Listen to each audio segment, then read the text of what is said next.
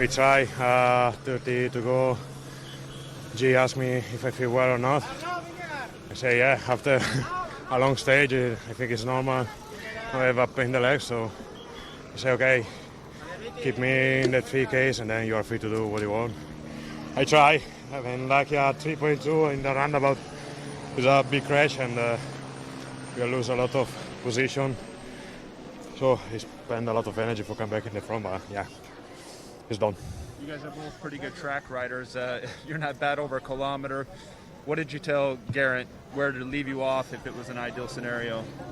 I think day by day, in this Vuelta, G have given me a lot of support in the different time before coming here in the Vuelta.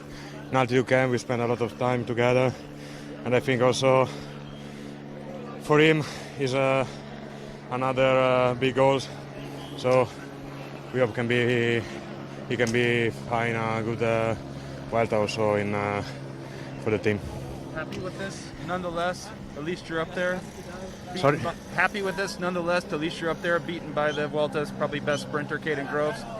Yeah, for sure. He's one of the best. We try. We have a lot of stage in the front, so we try again.